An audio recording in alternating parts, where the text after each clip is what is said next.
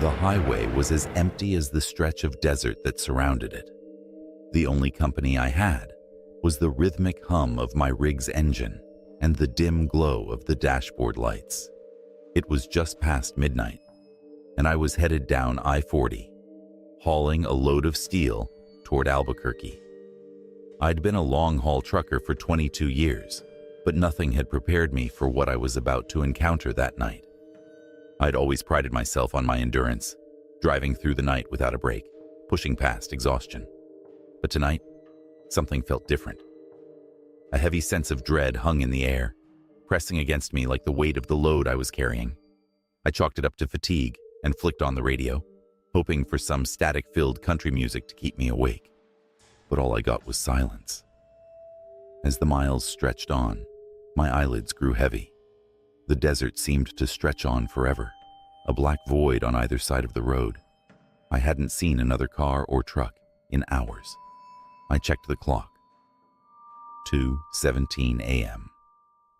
That's when I saw it, a faint glow on the horizon, like the flicker of neon lights in the distance. A truck stop. I sighed with relief. Red Hollow.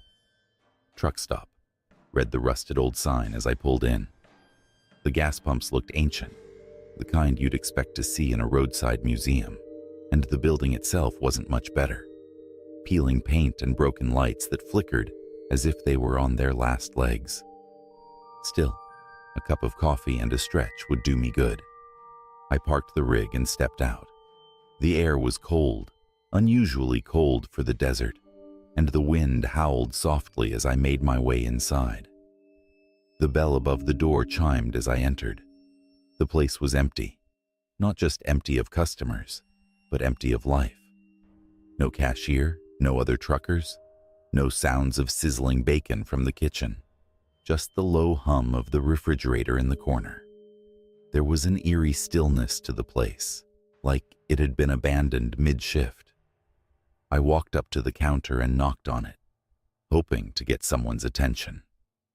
Nothing. The only sign of life was a pot of coffee that looked like it had been sitting there for hours. The black liquid inside burned to a crisp. I felt a chill creep up my spine. Something wasn't right, but I wasn't about to leave without at least grabbing a cup of coffee. I poured myself some, grimacing at the bitter taste. Then, as I turned to leave, I noticed something strange. A payphone in the corner of the diner, the kind that hadn't been in use for decades. And it was ringing. The sound echoed through the empty diner, sharp and shrill. My heart pounded in my chest as I walked over to it, half expecting the bell to stop before I got there. But it didn't.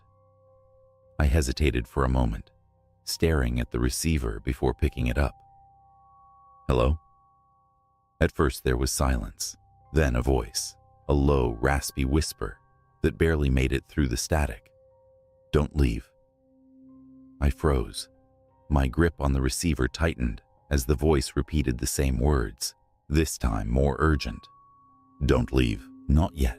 I slammed the phone down, my pulse racing. My instincts screamed at me to get out of there, to run back to my truck and get the hell away from Red Hollow. But something stopped me. It was the feeling of being watched, a sense that I wasn't alone in the diner after all. I turned slowly, my eyes scanning the empty booths and dusty tables. Then I saw it, a figure standing in the doorway. It was barely more than a shadow, its features obscured by the dim light. My breath caught in my throat as the figure slowly began to move toward me. I bolted for the door, my heart hammering in my chest. As I reached the handle, the door wouldn't budge. It was locked from the outside. Panic surged through me, and I pounded on the door, but no one came. No one could have. There wasn't another soul for miles. I turned back, expecting to see the figure closing in, but it was gone. The diner was as empty and silent as before. I tried to steady my breathing, telling myself that it was just my mind playing tricks on me. But I knew better. Something was wrong with this place. Then, the lights flickered and went out, plunging the diner into darkness. The only light came from the dim glow of the gas pumps outside, casting long shadows across the windows. I pulled out my phone, but there was no signal. I was trapped. The silence was suffocating. I could hear my own breathing, fast and shallow, as I strained to listen for any sound. Footsteps, movement, anything. And then I heard it. The sound of tires on gravel. I rushed to the window, hoping to see another truck pulling in. But what I saw made my blood run cold. My rig. It was moving. Slowly, as if someone was inside, guiding it out of the lot. But there was no one in the driver's seat. I stumbled back from the window, my mind racing. This couldn't be real. I had to be hallucinating. But the low growl of the engine and the crunch of gravel were unmistakable. And then, just as suddenly as it started, the sound stopped. My truck was gone, vanished into the night. I was alone, stranded in the middle of nowhere, with no way out. Desperation set in. I grabbed a chair and smashed it against the glass door, shattering it. The cold wind hit me like a slap in the face as I ran outside, my boots crunching on the gravel. But the lot was empty. No truck, no lights, no sound. Just the vast, empty desert stretching out before me. I don't know how long I stood there, staring into the darkness, trying to make sense of what had just happened. Hours seemed to pass, though it could have been minutes. Eventually, I started walking. There was nothing else I could do. I walked for miles before I finally saw headlights in the distance. A state trooper pulled up, his cruiser the first sign of life I'd seen all night. He asked me what had happened, but I couldn't explain it. How do you tell someone you've been chased by shadows and that your truck vanished into thin air? He didn't believe me, of course. No one did. When we returned to Red Hollow, the truck stop was gone. Not just closed, gone. Like it had never existed. No sign of the diner, the pumps, or the payphone. Just an empty stretch of desert. They found my rig 2 days later, abandoned on a road over 100 miles away, the engine still running. But no one could explain how it got there, or why the cargo was untouched. I've been driving long haul ever since, but I avoid that stretch of highway now. Every once in a while, I hear other truckers talk about Red Hollow, how they've seen it appear late at night, only to vanish by morning. Some say it's a mirage. Others think it's a trick of the mind, brought on by exhaustion. But I know what I saw, and I know that whatever haunts that place is still out there, waiting for the next trucker who dares to stop. There's something different about the roads at night. Maybe it's the vast emptiness, the stretches of highway that seem to go on forever. Or maybe it's the sense that you're truly alone. For us truckers, the road can feel like a second home, but every now and then, it reminds you that it has a darker side. I'd been driving long-haul routes for almost 15 years. This wasn't my first time pulling an overnight shift, and it certainly wasn't the first time I'd heard stories about strange things on the road. But up until that night on Highway 93, I never really believed them. It was a crisp October night, and I had just crossed into Nevada, heading south on the 93. The locals call it the Highway to Hell, but it's not because of anything supernatural. It's a remote stretch of road with nothing but desert and mountains on either side.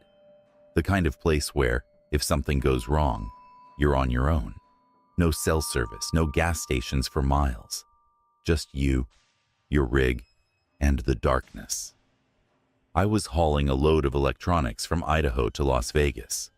The drive had been smooth so far, and I figured I'd make it to my stop a little after midnight. The radio crackled as I hit a dead zone, so I turned it off, relying on the steady hum of the engine to keep me company. Around 11:30, the road ahead of me was still as empty as it had been for hours. No headlights in my mirrors, no tail lights ahead. Just me and the open desert. That's when I saw her. She appeared out of nowhere, standing on the side of the road right on the edge of my high beams. A woman, wearing a white dress that fluttered in the breeze. She wasn't waving me down, wasn't moving at all, just standing there, staring straight ahead. I slowed the rig down, squinting into the darkness. Who the hell would be out here in the middle of the night, miles from anywhere? As I passed her, I got a better look. She had long dark hair that hung over her face, obscuring her features, and her arms hung limply at her sides. There was something unsettling about how still she was. I kept driving, but a cold chill crept up my spine. Maybe she'd broken down and needed help. I'd heard of people getting stranded out here, and the thought of leaving someone in the desert didn't sit right with me. After a few seconds, I glanced at my rearview mirror to get one last look at her. She was gone. My foot eased off the gas as I scanned the side of the road behind me. The stretch where she'd been standing was empty. There was no sign of her, no figure in white, no car pulled over, nothing. Just darkness. I flicked on my high beams and checked my mirrors again, but there was no trace of her. A knot of unease settled in my stomach. I couldn't have imagined her. I had seen her as clear as day, and yet she had vanished into thin air. I thought about turning around, but something deep inside me, call it instinct or fear, told me to keep going. So I did. About 10 minutes later, I saw her again. This time, she was standing in the middle of the road. I slammed on the brakes, my tires screeching as the rig skidded to a stop. My heart was racing as I gripped the steering wheel. She was closer now, and I could see her more clearly. Her dress was dirty, torn at the edges, and her hair covered most of her face, except for one eye that peeked out from behind the strands. She was staring directly at me. I hit the horn, a loud, angry blast that echoed across the desert. But she didn't move, didn't flinch, just stood there, as if daring me to run her down. My hands shook as I reached for the radio, trying to call for help, but all I got was static. And then, just as suddenly as she had appeared, she was gone. Not like she'd turned and walked away. She simply wasn't there anymore. I sat there, gripping the wheel, my heart pounding so hard I could hear it in my ears. For the first time in years, I felt genuinely afraid on the road. I had heard stories from other truckers, tales of ghosts, strange figures, things that couldn't be explained. But I had always chalked it up to fatigue or overactive imaginations. Now, I wasn't so sure. I didn't waste any more time. I pressed on, my eyes flicking constantly between the road and my mirrors. Every shadow seemed to move. Every gust of wind felt like something was following me. The miles seemed to stretch on forever. But eventually, I saw the lights of a rest stop up ahead. Relief flooded over me as I pulled into the lot and parked. There were a couple of other trucks already there, and the sight of them gave me some comfort. I climbed out of the cab, my legs still shaky, and headed inside to grab a coffee. The fluorescent lights buzzed overhead as I made my way to the counter. The old man behind the counter nodded at me as I ordered. "Long night?" he asked, eyeing me with mild curiosity. "Yeah," I muttered, rubbing the back of my neck. "You could say that." I hesitated for a moment before asking, "You ever hear anything weird on this stretch of highway?" The man's expression didn't change, but there was a flicker of something in his eyes, something knowing. "You saw her, didn't you?" he asked, his voice low. I felt a chill run through me. "Who?" "The woman in white. She's been haunting that stretch of 93 for decades. Some say she was killed in a wreck out there. Others say she's searching for someone. No one really knows. But you're not the first trucker to see her. I stared at him, my mouth dry. What happens to the ones who see her? He shrugged. Most just drive on and never look back. But a few. His voice trailed off, and he gave me a grim look.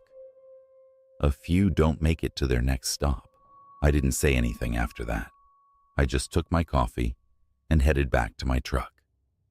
The rest of the night, I stayed parked at that rest stop, too shaken to get back on the road. I kept thinking about her, how she had stood there, staring at me, how she had disappeared without a trace. The next morning, I drove the rest of the way to Vegas in daylight. The woman in white didn't appear again, but the memory of her still haunts me to this day. Every time I'm assigned a route that takes me down Highway 93, I feel a knot tighten in my chest, and I pray that I don't see her standing there again. Some things on the road can't be explained, and some things you're better off not trying to understand. I've been driving trucks for over 20 years, and I've seen my fair share of strange things on the road. But nothing compares to what happened in Black Canyon, a lonely stretch of road in the desert that cuts through Nevada like a scar. It was around midnight when I found myself headed down Highway 50. They call it the loneliest road in America, for good reason. There's nothing out there but miles of empty desert and rocky cliffs. No towns, no gas stations, no signs of life for hundreds of miles. For a trucker like me, though, it's just another route. You get used to the quiet. But that night, the quiet was different. It had a weight to it, like something was watching. My radio had cut out about an hour before, just static filling the cab, and my headlights barely pierced the thick darkness. There wasn't another soul on the road. No headlights behind me, no taillights ahead. Just me and my rig, and the endless stretch of highway disappearing into the night. I had about another 3 hours until my next rest stop, and I was already starting to feel the weight of exhaustion pulling at me. But I couldn't shake the feeling that something was off. I kept glancing in my rearview mirror, half expecting to see something out there. But all I saw was the empty road trailing behind me, like a black ribbon. Then I saw it. At first, I thought my eyes were playing tricks on me.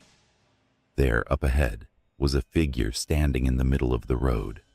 No headlights, no car, just a man standing dead center in my lane.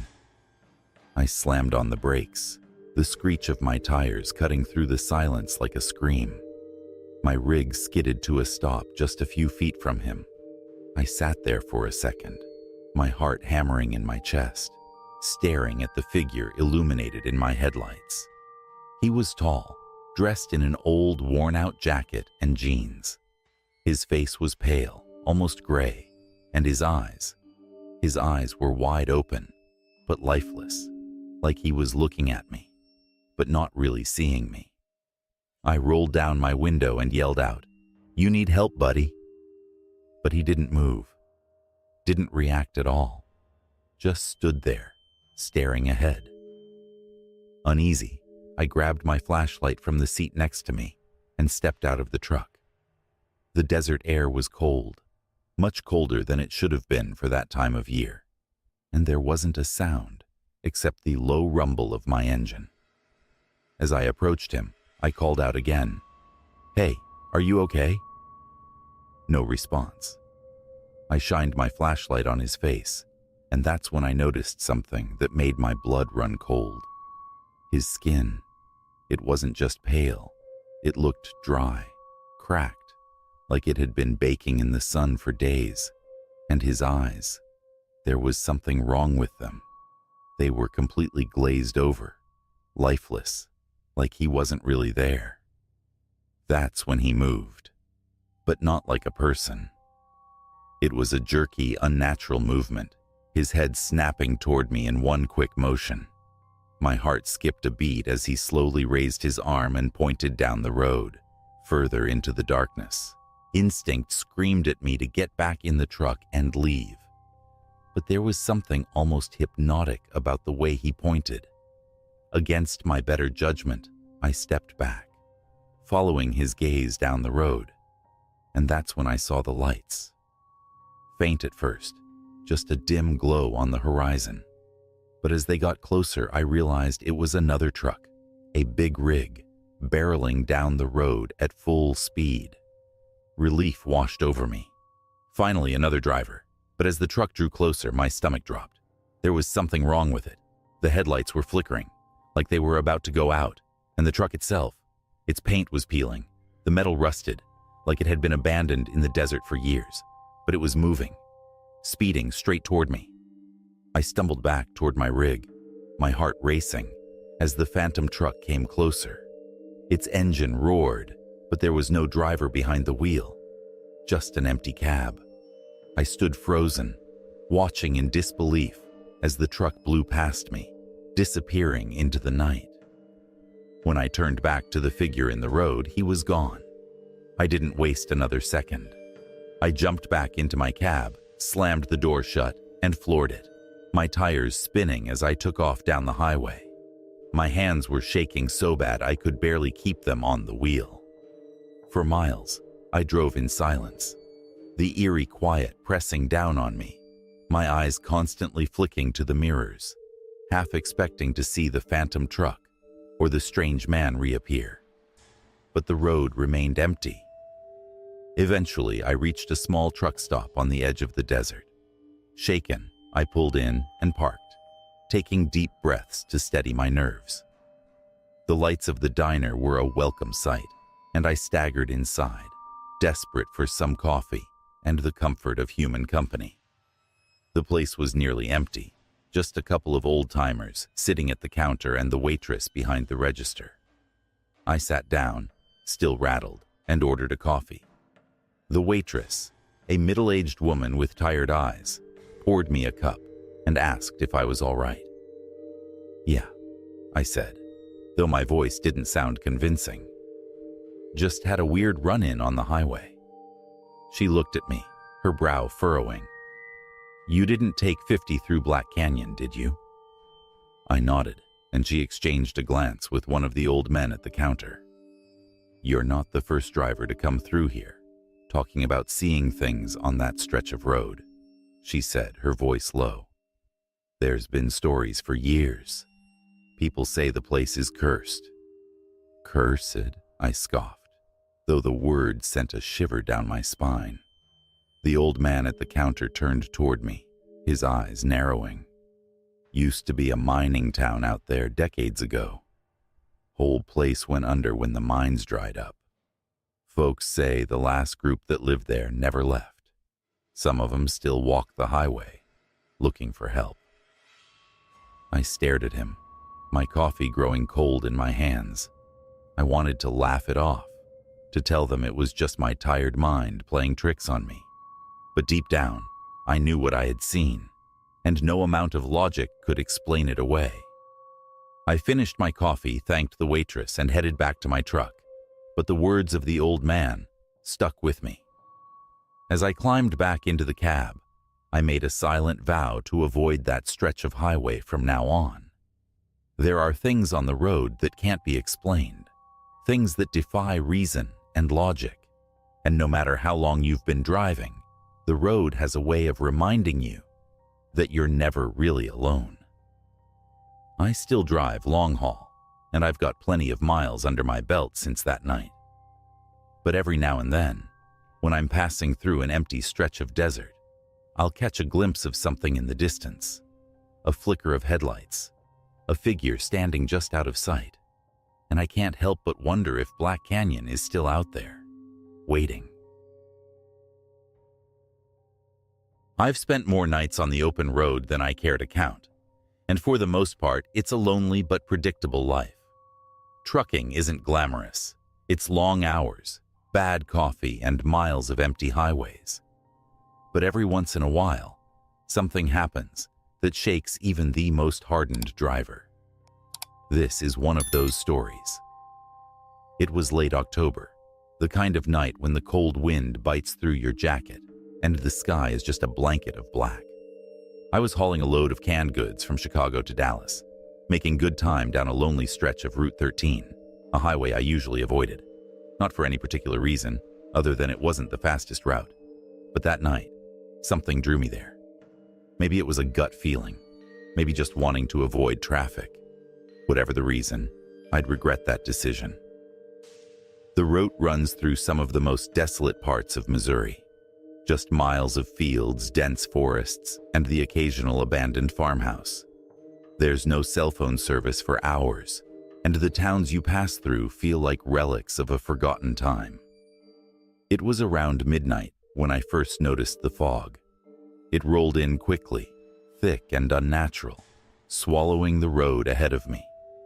My headlights barely cut through it, and I could feel the hair on the back of my neck stand up. I tried the radio, but it was nothing but static.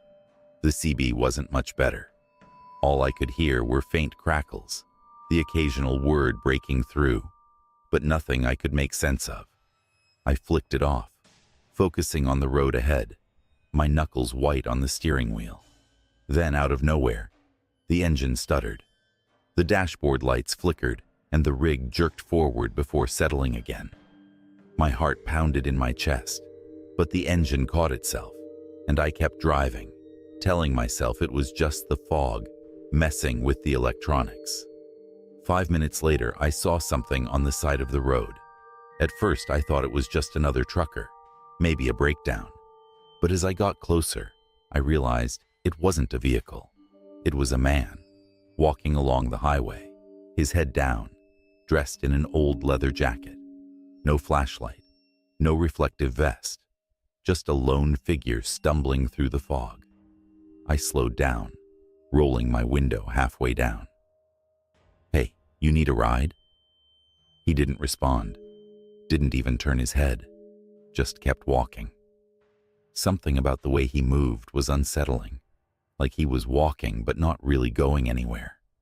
His legs moved mechanically, his steps slow and deliberate. I called out again. "Buddy, it's freezing out there. You need help?" Still nothing. I could have just driven past him, but something gnawed at me. This was no place to be wandering around at this time of night. So, against my better judgment, I pulled the truck over a few feet ahead of him, threw on my hazards, and hopped out. "Hey man, do you need a..." The words died in my throat as I got a good look at him. His skin was pale, almost translucent in the fog, and his clothes looked old, like they'd been through hell and back. But it was his face that froze me in place. His eyes, cloudy, unfocused, were wide open, but it was like he wasn't seeing me at all. His mouth hung open slightly, and I could see the moisture from his breath in the cold air, but he didn't say a word. Suddenly, he stopped, standing completely still, about 10 feet from me, his head tilting slightly to one side like he was listening for something. My pulse quickened, and I instinctively took a step back toward my truck. "You all right?" I asked, my voice barely above a whisper. No answer. Just the eerie sound of the wind and the distant rumble of my truck's engine. Then, without warning, he turned and walked straight into the woods beside the road, disappearing into the fog. I stood there for a few seconds, too stunned to move, before I scrambled back to the truck. I slammed the door shut, locked it, and floored the gas, not caring about the speed limit anymore. I needed to get the hell out of there. But the further I drove, the thicker the fog became. It felt like I was moving through a tunnel, my headlights only illuminating a few feet in front of me. I kept checking my mirrors, half expecting to see the man standing in the road behind me, but there was nothing. About an hour later, I finally reached a rest stop. It was small, just a diner and a couple of gas pumps, but it felt like a lifeline. I pulled in, shut off the engine, and sat there for a minute, trying to calm my nerves. My hands were shaking, and I could feel the cold sweat on my back. I climbed out of the truck and made my way into the diner. The place was nearly empty, save for a couple of other drivers and an old man sitting at the counter. The waitress, a tired-looking woman in her late 40s, gave me a nod as I sat down. "Coffee?" she asked. "Yeah, thanks," I muttered, still shaken.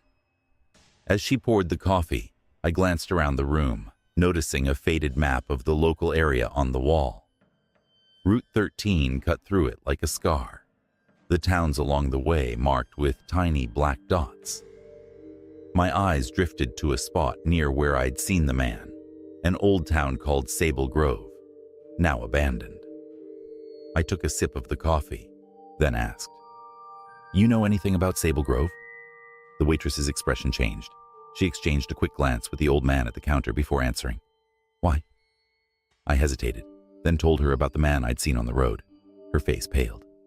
"You're not the first one to see him," she said quietly. "They say he was a trucker, back in the 70s. Crashed his rig out on Route 13 near Sable Grove. He was trapped in his cab for 3 days before they found him. By the time they got to him, it was too late." The room felt colder as she spoke, the diner's dim lights casting long shadows. People say his spirit still walks the highway, trying to flag down other truckers, but no one who stops ever hears him speak. He just walks away. I stared at her, my mind racing. "So, he's some kind of ghost?" She shrugged. "Call it what you want. But I wouldn't take Route 13 again if I were you. Some roads, they say, never forget."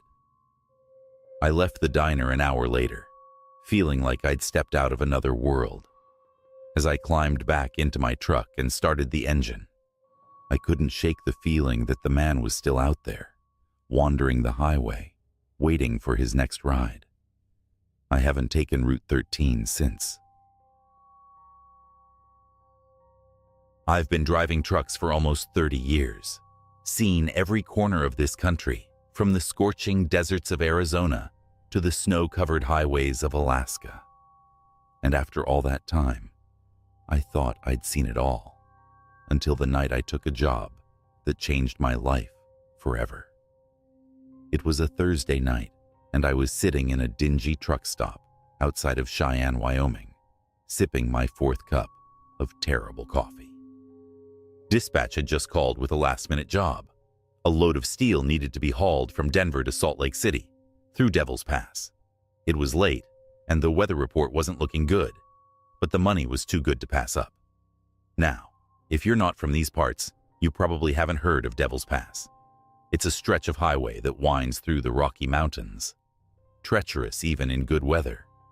They say it got its name because of how many lives it's claimed over the years. Icy roads, rock slides, and the occasional trucker who never made it out. But I wasn't one for ghost stories, and I wasn't going to let a little superstition keep me from getting the job done. So, I fueled up, loaded the cargo, and hit the road around 10 p.m., aiming to make it through the pass before the worst of the storm hit. The first few hours were uneventful. The highway stretched out in front of me, the radio humming with static as I passed small towns that blinked by in the night. But as I climbed higher into the mountains, the snow started coming down harder. At first, it was just a light dusting, the kind you barely notice. But by the time I reached the base of Devil's Pass, it was coming down in thick, heavy sheets covering the road in a layer of ice. I slowed down, gripping the wheel tightly as I navigated the twists and turns of the mountain road. My headlights barely cut through the whiteout conditions, and the wind howled through the gaps in the cab like a wild animal. I hadn't seen another vehicle in over an hour, and the isolation was starting to creep in. That's when I saw the lights. At first, it was just a faint glow through the snow, a set of headlights slowly gaining on me from behind. I breathed a sigh of relief. Another trucker. Maybe we could convoy through this mess, keep each other company. But as the lights drew closer, Something felt off. The truck wasn't just catching up to me. It was barreling down the road at an unnatural speed, swerving across the icy pavement, like the driver didn't care whether he stayed on the road or not. I glanced in my mirrors, trying to get a better look, but the snow made it impossible to see more than a few feet behind me. My gut told me to speed up, to get as far away from that truck as possible, but the road was too dangerous. One wrong move, and I'd end up in a ditch, or worse, over the side of the cliff. So I held steady, keeping my speed slow and steady, hoping the other driver would pass me. But he didn't. The truck pulled up right behind me, its high beams blinding me through the mirrors. I could feel the vibrations as his front bumper nearly kissed the back of my trailer, the roar of his engine deafening in the quiet night. "What the hell?" I muttered, my heart racing. I grabbed the CB radio and flipped to the general channel. "Hey, buddy. You're riding a little close, don't you think? How about giving me some space?" No response. I tried again, switching channels, but all I got was static. The snow swirled around me like a white veil, and the truck behind me showed no signs of slowing down. My knuckles were white on the wheel, and I started to wonder if maybe I should just pull over and let him pass. But before I could make a decision, the truck suddenly swerved into the other lane, pulling up beside me. For a brief moment, through the thick snow, I caught a glimpse of the rig. It was old, rusted, the kind of truck that hadn't been on the road in decades. Its paint was chipped and peeling, the metal dented and corroded, and the windows, God, the windows, were covered in grime so thick I couldn't see inside. I tried to look for the driver, but there was no one there. No one behind the wheel. The truck kept pace with me, its engine roaring louder than ever, its tires skidding dangerously on the icy road. My heart pounded in my chest, and I could barely breathe as I glanced over again. Still, no driver. Just an empty cab careening down the mountain at breakneck speed. "Jesus Christ," I whispered, my voice barely audible over the wind. Panic set in, and I pressed down on the gas, trying to outrun the ghost truck. But no matter how fast I went, it stayed right beside me, its rusted frame shaking, its headlights flickering like they were about to go out. And then, as quickly as it had appeared, it veered off the road. I slammed on the brakes, my truck skidding to a stop on the ice. My heart was racing, my hands trembling as I sat there, staring at the spot where the other truck had vanished. I expected to see it at the bottom of the ravine, maybe a twisted wreckage of metal, but there was nothing. Just the quiet howl of the wind and the endless blanket of snow. For a few moments, I sat there, trying to process what had just happened. Was it the snow playing tricks on my eyes? Had I imagined the whole thing? But the tracks were still there, clear as day, veering off the road and into the abyss. I took a deep breath, trying to calm my nerves. I had to keep moving. I couldn't stay there, not with the storm getting worse.